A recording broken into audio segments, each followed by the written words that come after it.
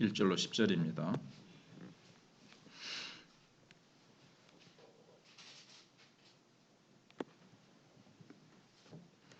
봉독해 드리겠습니다. 여호와께서 모세와 아론에게 말씀하여 이르시되 여호와께서 명령하시는 법의 율례를 이제 이르노니 이스라엘 자손에게 일러서 온전하여 흠이 없고 아직 멍에 매지 아니한 붉은 암송아지를 내게로 끌어오게 하고 너는 그것을 제사장 엘르아살에게 줄 것이요 그는 그것을 진영 밖으로 끌어내어서 자기 목전에서 잡게 할 것이며 제사장 엘르아살은 손가락에 그 피를 찍고 그 피를 회막 앞을 향하여 7번 뿌리고 그 암소를 자기 목전에서 불사르게 하되 그 가죽과 고기와 피와 똥을 불사르게 하고 동시에 제사장은 백향목과 우슬초와 홍색실을 가져다가 암송아지를 사르는 불 가운데 던질 것이며 제사장은 자기의 옷을 빨고 물로 몸을 씻은 후에 진영에 들어갈 것이라. 그는 저녁까지 부정하리라. 송아지를 불사른 자도 자기의 옷을 물로 빨고 물로 그 몸을 씻을 것이라. 그도 저녁까지 부정하리라. 이에 정결한 자가 암송아지의 죄를 거두어 진영 밖 정한 곳에 둘지니 이것은 이스라엘 자손 회중을 위하여 간직하였다가 부정을 씻는 물을 위해 간직할지니 그것은 속죄제니라. 암송아지의 죄를 거둔 자도 자기의 옷을 빨 것이며 저녁까지 부정하리라.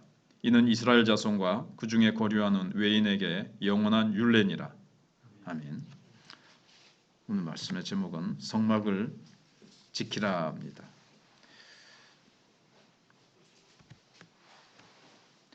하나님의 집인 이 성막을 잘 지키는 것이 이스라엘 자신들을 잘 지키는 일이라는 것이 이 말씀의 주제입니다.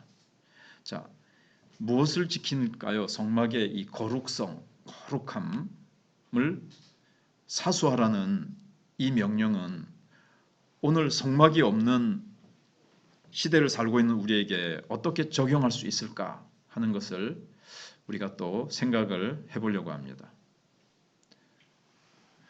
자, 거룩하신 하나님, 흠도 티도 점도 없으신, 회전하는 그림자도 없으신 하나님, 그 하나님이 거룩하지 않은 이스라엘 백성들 가운데 거하겠다고 이제 하셨습니다.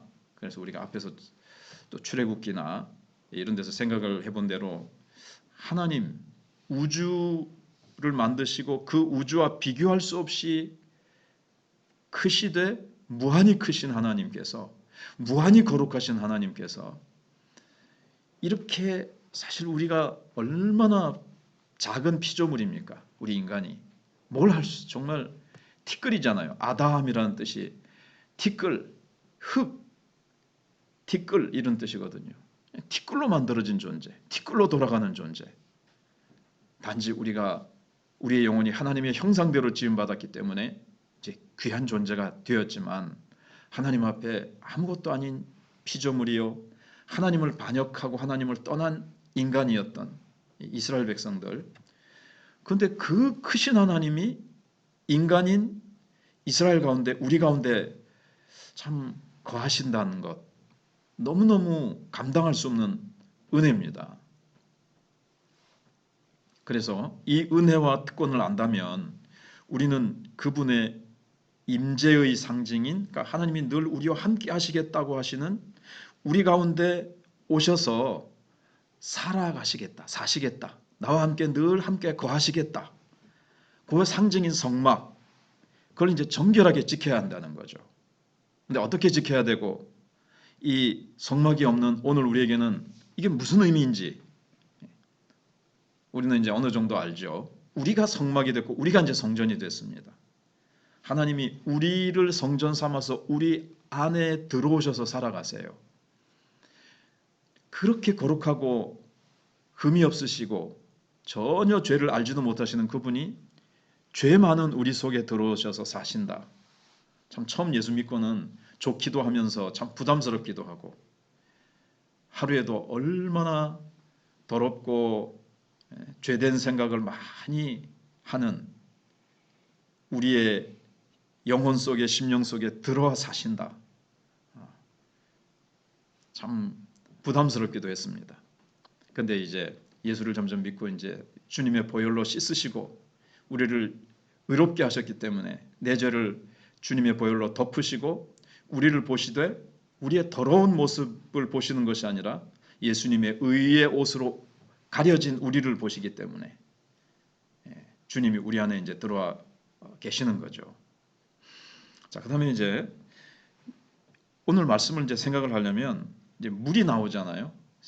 죄를 씻는 물이에요. 그 물을 만드는 법을 이제 오늘 말씀하고 있는 겁니다. 사실 이스라엘 백성이 지금 광야에 있습니다. 그러면 광야에서 사실 굉장히 중요한 게 이동하는 이스라엘 백성에게 중요한 것은 사실 마실 물입니다. 근데 하나님께서 마실 물을 먼저 말씀하시지 않으시고 그 전에 먼저 깨끗이 씻는 물을 말씀하세요. 우리가 뭐가 더 중요하고 급합니까? 우리가 인간적으로 보면 마시는 물이 더 급하고 중요하죠. 그러나 하나님은 이스라엘 백성들에게 죄를 씻는 물에 대해서 말씀하십니다. 물론 이 물은 물질적인 물은 아니죠.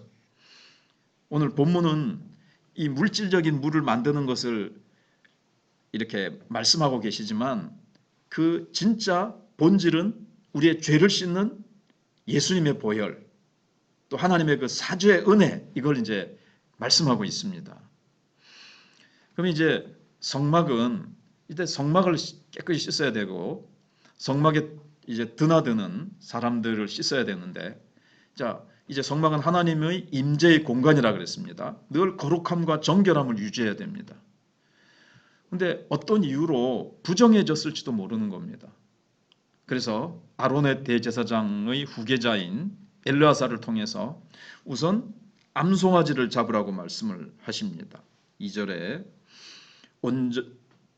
앞에 거 좀 생략하고요. 이스라엘 자손이 일러서 온전하여 흠이 없고 아직 멍에 매지 아니한 붉은 암송아지를 내게로 끌어오게 하고, 벌써 성경에서 흠이 없고 멍에 매지 아니한 이렇게 아주 순전한, 무엇으로도 이렇게 더럽혀지지 않은 암송아지는 뭘 상징하겠습니까? 바로 예수 그리스도, 아무런 죄 없으신 하나님의 아들 예수 그리스도를 상징하는 겁니다. 근데 여러분, 붉은 암송아지 보셨어요? 붉은 암송아지. 그래서 지금 옛날에 세미나 가서 들은 건데, 이스라엘 백성들은 지금 성전을 만들 준비를 다 해놓고 재료나 뭐나 이제 뭐 다 준비를 해놓고, 근데 그 성전의 위치가 어디입니까? 지금 이슬람이 모스크를 만들어 놓은 이스라엘 통곡의 벽 바로 앞 그 위에, 거기에 이제 솔로몬 성전이 있었는데 여기를 지금 이슬람이 차지하고 있거든요. 모스크가 들어서 있는 거예요. 그러니까 통곡의 벽에서 이마를 대고 늘 이제 막 거기서 기도를 하는 거예요. 그곳에 성전을 짓게 해달라고. 성전을 지을 준비는 다 완전히 갖춰놓고, 그래서 늘 거기서 이제 전쟁이 일어나는 거죠. 그 이슬람 사원을 무너뜨리고 자기네들이 이제 성전을 짓기 위해서 그렇게 이제 그 싸움을 이제 있는 거예요. 근데 이제 그거대로 이제 성경에 있는 법대로 이제 그들은 아직도 구약을 붙잡고 있으니까 붉은 암송아지를 찾으니까 이제 이게 단종되고 없는가 봐요. 그래가지고 요즘 그 유전자 뭐 이제 이런 게 발달이 돼 있으니까 그들이 연구를 해서 붉은 암송아지도 이렇게 개량을 해서 만들어내서 그것까지도 다 준비되어 있다. 이런 말도 제가 세미나에서 오래전에 들었습니다. 아무튼 이 붉은 암송아지를 끌고 와가지고 진영 밖에서 자기 목전에서 잡고, 그 다음에 그 피를 어떻게 합니까? 4절에 회막 앞을 향하여 7번 뿌리고, 이제 손가락에 그 피를 찍고, 그 다음에 손가락에 그 피를 찍어서 그 피를 회막 앞을 향해서 7번 뿌려요. 7이라는 것은 완전수죠. 그다음에 그 암송아지를 자기 목전에서 불사르게 하되 그 가죽과 고기와 피와 똥을 불사르게 하고, 전체를 전부 다 불사르는 겁니다. 그러면서 불사르면서 동시에 거기다가 뭐를 집어 던집니까? 백향목과 우슬초와 백향목이라는 것은 이제 정화, 있다고 이제 보는, 가장 강력한 정화력이 있다고 보는 거죠. 그 다음에 우슬초, 이것도 피를 상징하는 거고 이제 붉은 색깔이거든요. 홍색 실도 역시 붉은색, 다 예수님의 피를 말씀하고 있는 겁니다. 우리의 죄를 위해서 대신 피 흘리신 예수님의 그 보혈을 이제 보여주는 거죠. 그걸 가져다가 암송아지를 불을 사르는 그 불 가운데 던질 것이며 그랬습니다. 그래서 제사장은 자기 옷을 빨고 물로 몸을 씻은 후에 진영에 들어갈 것이다. 그는 저녁까지 부정하리라. 그러니까 이제 옷을 빨라는 것은, 여기서 부정하다는 것은, 그러니까 이제 막 불을 태우고 그러면서 막 재가 날아왔을 거고 연기가 막 하고 막 몸에 연기 냄새, 재 이런 것들이 막 묻어서 이제 더러워졌을 거라는 거죠. 그러니까 깨끗하게 씻은 다음에 이제 들어가라는 겁니다. 근데 여기 물로 몸을 씻으라 이제 이렇게 돼 있죠. 그 다음에 8절에 송아지를 불사른 자도 이제 깨끗이 옷을 물로 빨고 물로 그 몸을 씻을 것이라. 그도 저녁까지 부정하리라. 이렇게 되어 있습니다. 그 다음에 이 물은 어떻게 사용됩니까? 그거 불태웠잖아요. 그 죄를 어떻게 사용하냐면 9절에 이에 정결한 자가 암송아지의 죄를 거두어서 진영 밖 정한 곳에 딱 두는 겁니다. 이 죄를. 그리고 이것은 이스라엘 자손 회중을 위하여 간직하였다가 부정을 씻는 물을 위해 간직할지니 그것은 속죄죄니라.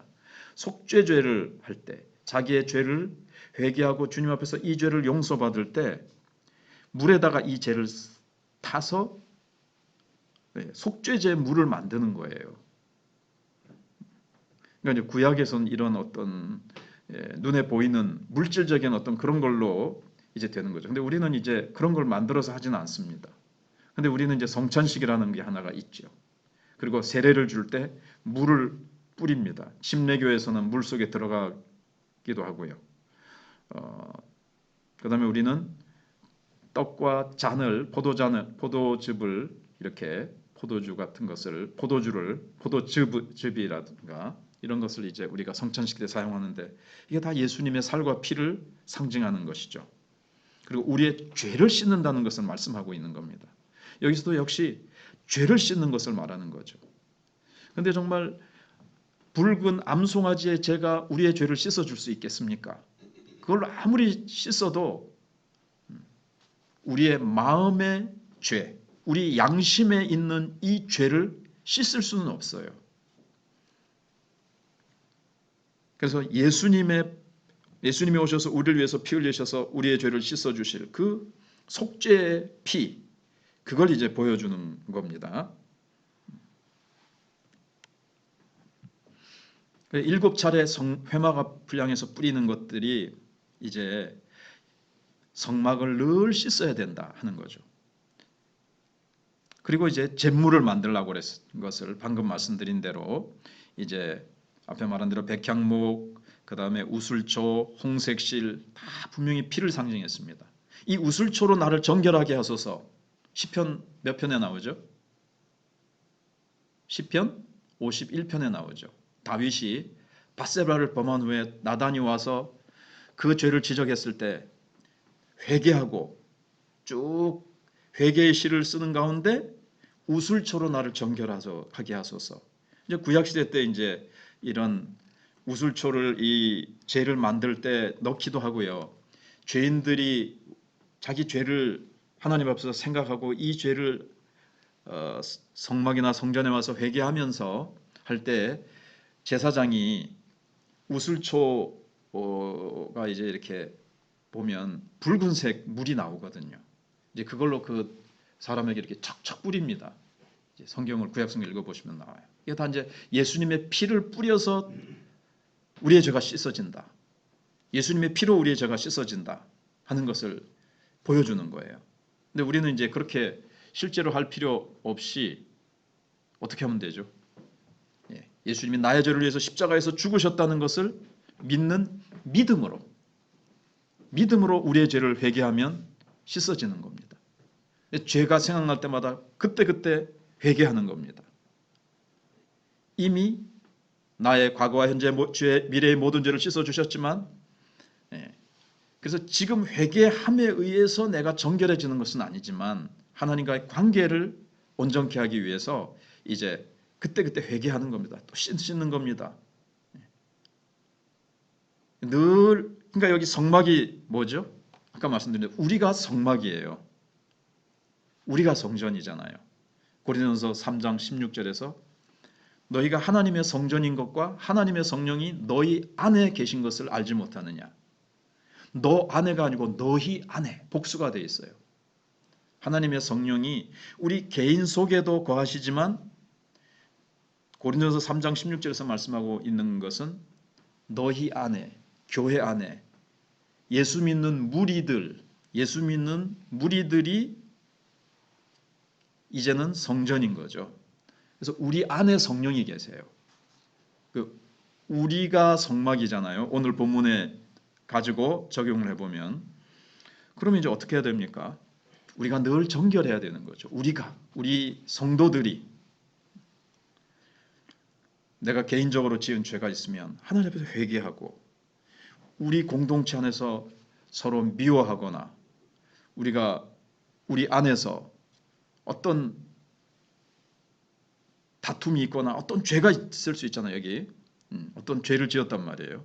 그걸 이제 성령께서 깨닫게 하시고 생각나게 하시면 하나님 앞에 나와서 이제 우리가 회개하는 거예요. 늘 우리가 그렇게 해야 우리 성전이 정결하고 성령께서 자유롭게 능력 있게 운행하시고 우리 속에서 역사를 일으키실 수 있는 겁니다. 그런데 개인적으로나 우리 사이에 막 죄가 쌓여 있어요.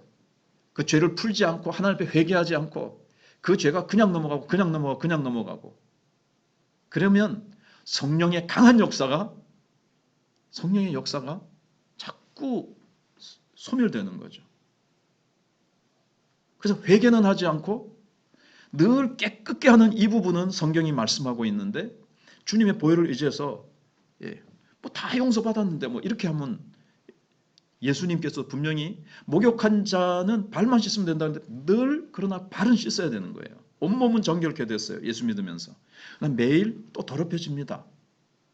그 죄를 날마다 씻어야 되듯이 늘 주님 앞에 내가 범죄하고 뭔가 세상과 접촉하고 사람과 접촉하면서 내가 미워하기도 하고 뭐 썽을 내기도 하고 뭐 거짓말을 하든 뭘 했든 다른 사람에게 피해를 주고 하나님께서 원하시지 않는 죄를 범했을 때에 이것을 이제 회개하고 그 죄를 씻고 우리가 늘 정결한 상태로 이 성막 우리의 이제 공동체 하나님은 우리를 개인적으로도 보시지만 우리의 이제 공동체를 보시는데 공동체가 그냥 막 죄로 쌓여 있단 말이에요. 그럴 때 방금 말씀드린 대로 성령의 강력한 역사가 나타날 수 있느냐. 한국 교회가 왜 이렇게 약해지고 자꾸 막 깔아앉습니까? 그 중에 하나가 이제 이렇게 세속화되어지고 주님보다도 다른 것들이 우선되고 하는 이 많은 죄악들이 그냥 회개 없이 그냥 계속 나가니까 교회가 약화되는 이유는 죄 말고 뭐가 있겠습니까? 기뻐하지 않는 죄, 기도하지 않는 죄, 감사하지 않는 죄부터 이런 이걸 전에 누가 하얀 죄라 그러더라고요. 검은 죄도 있고 그런데 이제 하얀 죄라는 것은 죄는 죄인데 얼른 눈에 안 띄는 거. 어떻게 보면 이제 소극적인 죄라고 누가 표현도 했는데 우리는 감사하지 않는 거 그거 별로 죄라고 생각 안 해요. 누구를 속이고 뭐 간음을 하고 뭐 이런 것들은 굉장히 그냥 중한 죄로 아는데 그런 건 당장 드러나잖아요. 당장 비난을 받습니다.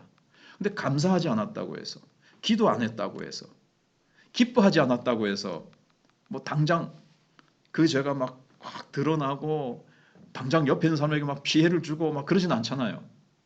그러니까 이 죄는 그냥 막 별로 죄도 아니라고 생각을 하는 거예요.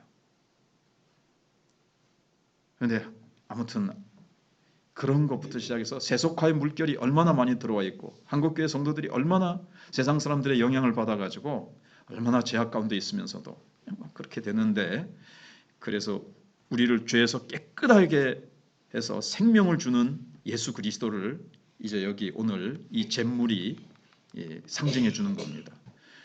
그래서 붉은 암송아지를 태운 재는 진영 밖에 아주 정한 곳에 딱 보관을 합니다. 그래서 신선한 물에다가 섞어 가지고 이제 부정을 씻는 물을 딱 이제 만드는데 이제 사용되는 겁니다. 이 재는. 그래서 여러분, 죄를 지으면 진영 밖에 머물러야 되죠. 아론과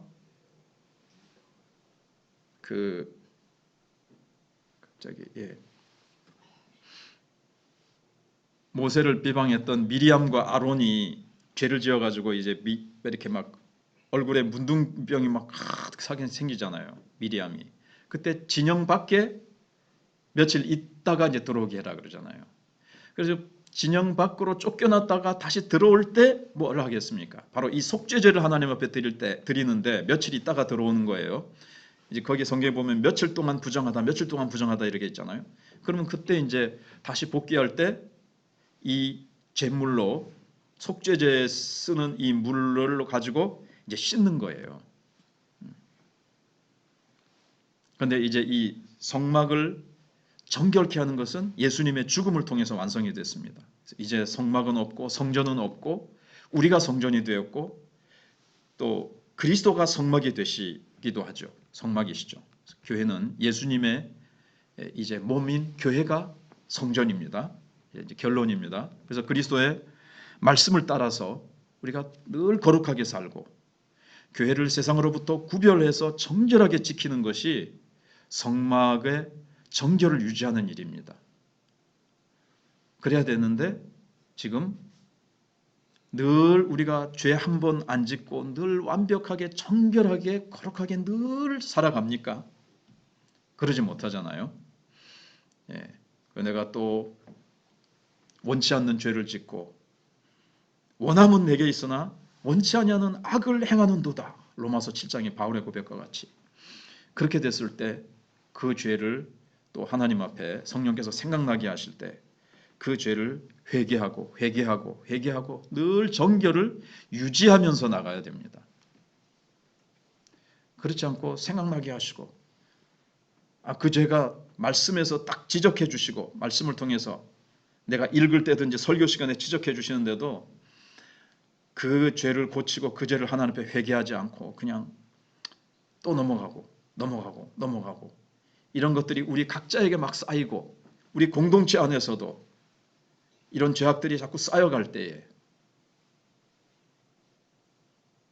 우리 안에 계신 성령님, 즉 하나님이 우리 안에와 계시는데 거룩하신 주님을 우리가 모시고 주님의 임재가 우리 속에서 강하게 놀랍게 우리를 덮으시고 성령이 우리 속에서 정말 초대교회와 같이 강력하고 놀랍게 역사해야 되는데 우리가 예수님의 보혈을 의지해서 이 죄를 하나님 앞에서 회개하지 않을 때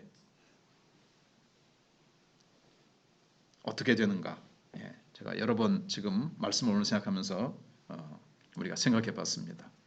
이제 우리 찬송가 266장 찬송하시면서 내 죄를 위해서 십자가 지신 예수님,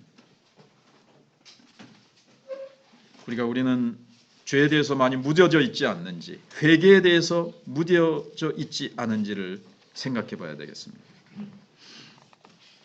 찬송할 때 생각나는 죄, 합심 기도할 때 생각나게 하는 죄악들을 하나님 앞에 우리가 회개하도록, 늘 회개하는 삶을 많이 잊어버렸는데 회개하게 하소서. 그렇게 마음으로 찬송하겠습니다.